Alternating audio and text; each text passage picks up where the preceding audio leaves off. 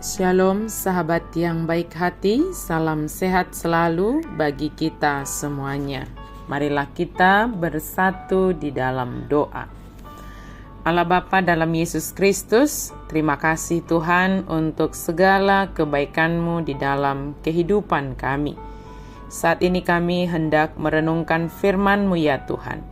Berkenanlah Engkau menolong kami, memberi pengertian kepada kami, dan menolong kami memahami firman-Mu. Terima kasih ya Tuhan, dalam nama Yesus kami berdoa dan bersyukur. Amin. Firman Tuhan bagi kita pada hari ini tertulis dalam 1 Yohanes 3 ayat 24. Barang siapa menuruti segala perintahnya, ia diam di dalam Allah dan Allah di dalam dia. Dan demikianlah kita ketahui bahwa Allah ada di dalam kita, yaitu Roh yang telah Ia karuniakan kepada kita. Siradoti patikna ido namian di bagasan ibana.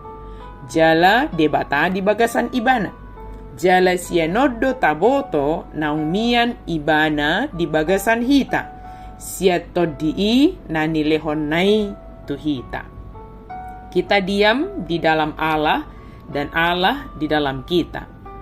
Hubungan timbal balik, hidup dalam Kristus sebagaimana Dia hidup di dalam kita, terlihat dengan sendirinya dalam diri orang-orang Kristen yang memelihara 3 perintah penting.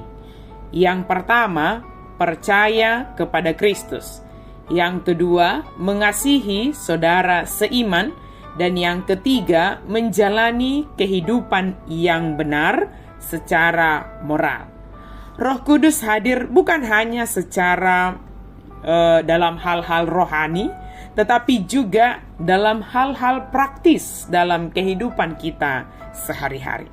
Perilaku kita, perkataan kita membuktikan kehadirannya. Rasul Yohanes melanjutkan dengan menggambarkan kepada kita keterberkatan yang akan diperoleh dengan mematuhi perintah-perintah ini. Orang yang patuh menikmati persekutuan dengan Allah. Barang siapa menuruti segala perintahnya, khususnya perintah-perintah yang berhubungan dengan iman dan kasih, ia diam, Allah diam.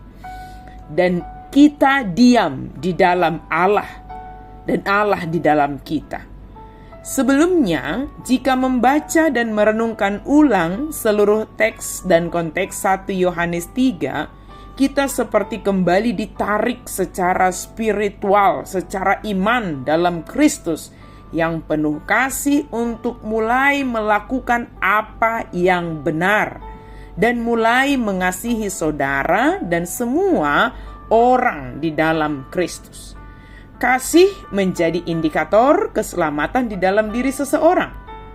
Di tengah kecamuk dunia dan sebaliknya segala godaan dunia ini, kita tidak perlu terkejut bila dunia membenci kita. Tetapi kita harus heran bila ada kebencian di dalam tubuh Kristus.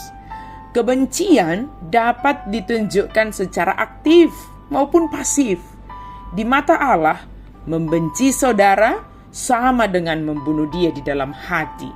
Perbedaan kebencian dan pembunuhan terletak pada tindakannya. Sikap hatinya sama. Walau tidak melakukan tindakan membunuh secara langsung, mungkin karena takut dihukum, terselip harapan bahwa orang itu pun bisa lenyap.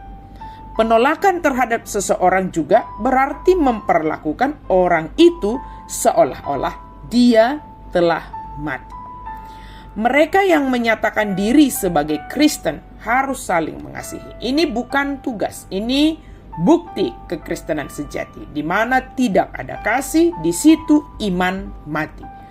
Jadi Yohanes mendorong orang percaya untuk memperdalam relasi dengan Allah, sehingga memiliki keberanian yang semakin kuat untuk menghampiri dan meminta apa saja pada Allah dalam doa.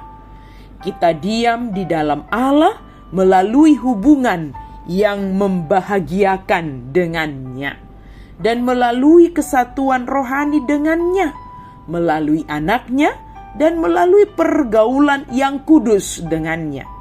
Dan Allah diam di dalam kita melalui firman-Nya, dan iman kita terpancang juga padanya, dan melalui pekerjaan roh.